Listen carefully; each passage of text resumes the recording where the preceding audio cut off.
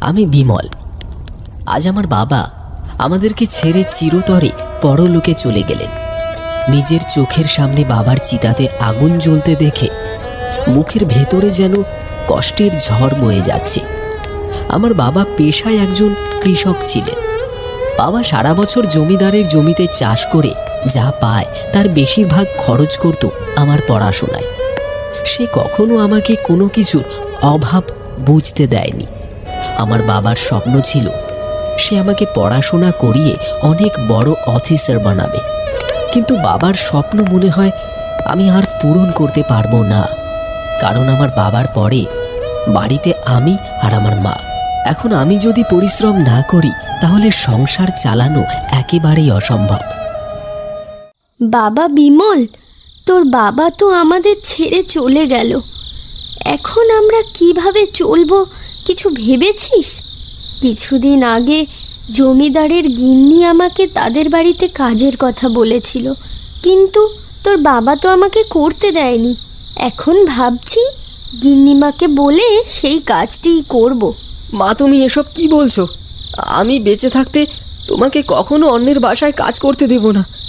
আমি ভেবে দেখি কিভাবে কি করব। তুমি এসব নিয়ে একদম চিন্তা করো না। সেদিন সারা রাত আমি দু চোখের পাতা এক করতে পারলাম না। বাবার কথা ভীষণ মনে পড়ছিল। তার উপর আবার সংসার চলবে কিভাবে তার চিন্তা। টাকা পয়সা তেমন না থাকলেও আমাদের জীবনে অনেক শান্তি ছিল, কিন্তু বাবা মারা যাওয়ার পরে সেই শান্তির উপর যেন বৈশাখের কালো মেঘ ছেয়ে পড়ল। নির্ঘুম রাত কাটিয়ে ভোরবেলা দুটো চোখের পাতা এক করেছি, আর ঠিক তখনই দরজায় একটা শব্দ হলো। শব্দটা হতেই আমার ঘুমটা ভেঙে গেল।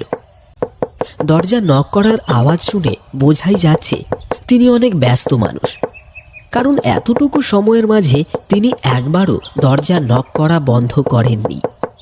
আমি তড়িঘড়ি করে বিছানা থেকে নেমে দরজা খুলে দিলাম। দরজা খুলেই দেখি বাইরে জমিদার বাবু আর তার চামচা রঘু দাঁড়িয়ে আছে। তাদের দেখে বুঝতে বাকি রইল না যে তারা কেন এসেছে। আমাকে দেখেই জমিদার বাবু বললেন, আমি জানি তোদের জীবনে এখন অনেক দুঃখ কষ্ট, কিন্তু তাই বলে তো বাকি কাজ থেমে থাকবে না বল। তাই কাজের কথা বলার জন্যই এখানে আসা। আমাকে খাজনা দিতে হয় সে তো তোরা জানিসই, কিন্তু তোদের তো খাজনার বাকি রয়ে গেছে বেশ কিছু। কমল তো আর রইল না। এবার তোরা কি ভেবেছিস কিভাবে আমার খাজনা মেটাবি? দয়া করুন, দয়া করুন জমিদার মশাই, আমাদের কাছে এত পয়সা নেই যে আমরা আপনার খাজনা মেটাবো। আপনি তো সবই জানেন আমাদের অবস্থা। বিমলের বাবা চাষ করে যে টাকা আনতো তাতেই আমাদের সংসার চলতো। এখন তো সেই মানুষটাই আর নেই। আমরা কিভাবে আপনার খাজনা মেটাবো? দয়া করুন আমাদের ওপর। থাম, এসব এখানে বললে চলবে না। পয়সা ফেলে তারপর কথা বল। পয়সা যখন নেই তখন তোর ছেলেটাকে জমিতে কাজ করার জন্য পাঠাচ্ছিস না কেন? অনেক তো বয়স হয়েছে, দিব্যি চেহারা, ভালো করে চাষ করতে পারলে ভালো টাকা পাবে আর খাজনাও মিটিয়ে দিতে পারবে। ও কথা বলবেন না হুজুর। আমার বিমল খুব মেধাবী ছেলে। ও প্রতি ক্লাসে খুব ভালো নাম্বার নিয়ে পাশ করে। ওর বাবা আর আমি সবসময় স্বপ্ন দেখতাম একদিন খুব বড় হবে আমার ছেলে, শিক্ষিত হবে, চাকরি করবে। ওকে যদি আমি জমির কাজে পাঠিয়ে দিই তাহলে তো স্কুলে যাওয়া বন্ধ হয়ে যাবে আর পড়াশোনাও করতে পারবে না। স্কুলে যাবে, চাকরি করবে? আগে আমার খাজনা মেটা, তারপর এসব স্বপ্ন দেখবি। আমি আর কোনো কথা শুনতে চাই না। আমি যদি সময় মতন আমার খাজনা না পেয়েছি আমি তোদেরকে গাঁ ছাড়া করব। সে তোরা যা ইচ্ছে কর, কিন্তু টাকা আমার চাই। জমিদার মশাই নরেশবাবু ভীষণ লোভী একজন মানুষ। তিনি টাকা পয়সা ছাড়া আর কিছুই বোঝেন না। আগেই বুঝেছি তিনি কোনো কিছুতেই টাকা না নিয়ে যাবেন না। আমি বললাম, আপনি যা বলছেন তাই করব জমিদার মশাই। আমি মাঠে চাষ করে আপনার খাজনা মেটাবো, কিন্তু দয়া করে আমাদের কিছুটা সময় দিন। জমিতে ফসল ফলাতে কয়েকটা মাস তো লাগবেই। দয়া করে অন্তত সেই কটা মাসের সময় দিন আমাদের। আচ্ছা আচ্ছা, ঠিক আছে, দিলাম তোদের সময়, কিন্তু কোনো চালাকি করার চেষ্টা করবি না। আমার খাজনা না মিটিয়ে পালাবার চেষ্টা করলে তার ফল কিন্তু ভালো হবে না। এরপর জমিদার চলে গেলেন। জমিদার চলে যাওয়ার পর মা আমাকে বললেন, বাবা, তুই জমিতে চাষ করলে তোর পড়াশোনা কিভাবে হবে? মা তুমি এসব চিন্তা করো না, এখন জমিদারের পাওনা খাজনা মেটানো সবচেয়ে বেশি জরুরি। পরের দিন থেকে আমি হিজলতলার মাঠে চলে গেলাম। বাবা যে মাঠে কাজ করত সেই মাঠে ছিল বিশাল এক হিজল। এই হিজল গাছকে কেন্দ্র করেই এই মাঠটির নাম দেওয়া হয়েছিল হিজলতলার মাঠ।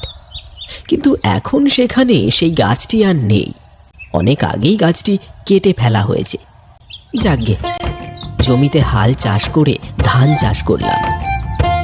কয়েক মাসের মধ্যে জমিতে অনেক ভালো ফসল হলো। বাহ, জমিতে অনেক ভালো ফসল হয়েছে। আশা করছি এই ফসলগুলো বিক্রি করে জমিদারের খাজনা পরিশোধ করতে পারবো। ফসল কাটার আর মাত্র কয়েকটা দিনই বাকি। এইরকমই একদিন রাতে খুব মেঘ জমেছে আকাশে। বোঝাই যাচ্ছে খুব জোরে বৃষ্টি আসবে। এমন সময় বৃষ্টি আসলে যদি জমিতে পানি জমে থাকে তাহলে সব ফসল নষ্ট হয়ে যাবে। তাই আমি বেরিয়ে পড়লাম জমির আইল কেটে দেওয়ার জন্য। মা বলল, কি রে বাবা, এত রাতে কোথায় যাচ্ছিস? দেখছিস না আকাশে কেমন মেঘ করেছে? সেই জন্যই যাচ্ছি মা। বৃষ্টি আসলে যদি জমিতে পানি জমে যায় তাহলে তো সব ফসল নষ্ট হয়ে যাবে। আচ্ছা বাবা, যা, তবে সাবধানে যাস, আবার সাবধানে ফিরেও আসিস। আচ্ছা মা, তুমি ঘুমিয়ে পড়ো, আমি তাড়াতাড়ি এসে শুয়ে পড়ব। আমি হাতে একটি কোদাল নিয়ে বাড়ি থেকে বেরিয়ে পড়লাম জমির উদ্দেশ্যে। বাড়ির বাইরে পা দিতেই মুষলধারে বৃষ্টি শুরু হলো। একেতেই রাতের বেলা, তার মধ্যে আবার বৃষ্টি। আশেপাশে কোনো মানুষের ছায়া পর্যন্ত দেখা যাচ্ছে না। গ্রামের মেঠো পথ বৃষ্টিতে বেশ পিচ্ছিল হয়ে রয়েছে। যে কোনো সময় যে কোনো দুর্ঘটনা ঘটে যেতে পারে। তাই আমি সাবধানে হাঁটতে লাগলাম। হাঁটতে হাঁটতে এক সময় পৌঁছে গেলাম জমিতে। জমিতে এসেই আমি কোদাল দিয়ে জমির আইল কাটতে লাগলাম। মাটি কাটতে কাটতে হঠাৎ করে সামনের দিকে চোখ পড়তেই কিছু দূরে একটা জমির মধ্যে দেখতে পেলাম সাদা একটা গরু দাঁড়িয়ে আছে। এত রাতে জমির মধ্যে গরু দেখে আমি বেশ অবাক হলাম। এত রাতে গরু জমিতে কি করছে? সবাই তো নিজের গরু অন্ধকার নামলেই গোয়ালে নিয়ে চলে যায়। এই গরুটা কি তবে নিজের দড়ি ছিঁড়ে জমিতে চলে এসেছে? বৃষ্টির মধ্যে কোনো কিছু ভালো করে দেখাও যাচ্ছিল না। একটু ভালো করে নজর করতেই আমি চমকে গেলাম, কারণ হঠাৎ গরুটা কোথায় যেন উধাও হয়ে গেল। ওখানে একটা সাদা গরু ছিল তো, কোথায় গেল? তবে কি আমি বৃষ্টির জন্য ভুল দেখলাম? যাকে হবে হয়তো। বিষয়টিকে আমি তেমন গুরুত্ব না দিয়ে আমি আবার নিজের কাজে মনোযোগ দিলাম। আবার কাজ করতে করতে খানিক বাদে সেদিকে চোখ পড়ল আমার। এবার আমি আবারও ভয়ে আঁতকে উঠলাম। আমি দেখলাম বৃষ্টির মাঝে একটি সাদা কুকুর দাঁড়িয়ে আছে। আবার খানিক বাদে দেখি সেখানে কিছুই নেই। বিষয়টি এবার বেশ গম্ভীর মনে হচ্ছে, কারণ দুইবার তো আর কেউ চোখের ভুল দেখবে না। আমি এবার ভাবলাম তাড়াতাড়ি জমির কাজ শেষ করে আমাকে বাড়ি ফিরতে হবে। তাই তাড়াতাড়ি আমি হাত চালাতে লাগলাম। কাজ করতে করতে কৌতূহল বশত আমি আবার সেই জমির দিকে তাকালাম।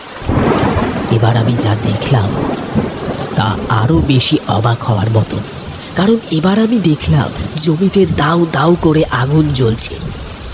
বৃষ্টির মাঝে এভাবে আগুন জ্বলা স্বাভাবিক কোনো বিষয় হতে পারে না।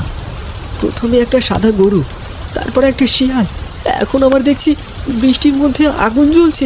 সবটাই ভুল হয় কি করে? কি হচ্ছে আমার সাথে? কি হচ্ছে তা না জানতে পারলে ভেতরে শান্তি পাবো না। তাই আমি ধীরে ধীরে এগোতে লাগলাম সেই জায়গাটির দিকে যেখানে আগুন জ্বলছে। আমি যতই সেই আগুনটার দিকে এগোতে লাগলাম, আগুনটা ততই আস্তে আস্তে নিভতে লাগলো। একটা সময় আমি সেই জায়গায় পৌঁছে যাই যেখানে আগুনটা জ্বলছিল, কিন্তু ততক্ষণে সেখানে আগুনের কোনো চিহ্ন মাত্র নেই। আগুনটা কমতে কমতে যেন হাওয়ায় মিলিয়ে গেছে। কখনো সেখানে যে আগুন জ্বলেছে এরকম কোনো চিহ্ন খুঁজে পাওয়া যায় না। আমি চারিদিকে অবাক হয়ে দেখতে লাগলাম। জমিতে আগুন তো দূরে থাক, একটা ঘাসের টুকরো পর্যন্ত নেই, কোনো ফসলও নেই জমিতে। একটু পরে ভয়ে আমার শরীরটা একেবারে কাঠ হয়ে দাঁড়িয়ে পড়ল, কারণ আমি অনুভব করলাম নরম কিছু একটার উপর আমার পাটা পড়েছে। ভয়ে ভয়ে আমি নিচের দিকে তাকাতেই আমার শরীরের মধ্যে যেন শীতল স্রোত বয়ে গেল। আমার পা পড়েছিল একটা মাথা কাটা লাশের ওপর। লাশটা একটা মেয়ের। সেটা তার পরনের শাড়িটা দেখলেই বোঝা যায়। আমার শরীরটা কাঁপতে শুরু করেছে। হঠাৎ আমি অনুভব করলাম লাশটা যেন হালকা নড়ল। আমি ভীষণ ভয় পেয়ে চিৎকার করতে থাকি, কিন্তু পুরোটা ফসলের মাঠ জুড়ে আমি শুধু একা আমার চিৎকার শোনার মতন দাঁড়িয়ে আছি। আমাকে সাহায্য করার মতন কেউ সেখানে নেই। আমি আর কোনো কিছু না ভেবে দৌড়ে বাড়ি চলে আসি। তবে সেদিন আমি আর মাকে কিছুই বলিনি। পরের দিন সকালে সেই জমির মালিক গোপালবাবুর কাছে সমস্ত ব্যাপারটা আমি খুলে জানাই। গোপালবাবু সবকিছু শুনে আমায় বললেন, তুই এই ঘটনাটা নিয়ে কিছুই জানিস না, কিন্তু তোর বাবা জানতো। তুই যে জমিটা দেখেছিস, বেশ কিছুদিন আগে একটা মেয়ের মাথা কাটা লাশ পাওয়া গেছিল সেইখানটায়। অনেক হইচই হয়েছিল ব্যাপারটা নিয়ে। পুলিশ এসে লাশটা নিয়ে চলে যায়, কিন্তু মাথাটা পাওয়া যায়নি। কিন্তু আশ্চর্যের ব্যাপার এই যে তারপর থেকে ওই জমিতে আর কোনো ফসল ফলেনি। অনেক চেষ্টা করেছি, কিন্তু কোনো কাজ হয়নি। আমি শুনেছিলাম ও জমিতে নাকি বেশ কিছু আশ্চর্যজনক ব্যাপার হয়, কিন্তু ঠিক কি হয় সেটা আর কোনোদিনও জানতে পারিনি। আজকে তোর মুখে শুনতে পেলাম সেটা। গোপালবাবুর কাছ থেকে সবটা শোনার পর আমি ভুলেও আর কোনোদিন সেই ভুতুরে জমিতে পা রাখিনি। আর যতই দরকার হোক না কেন, রাতের বেলা একা একা আমি আর কখনো জমিতে যাই না।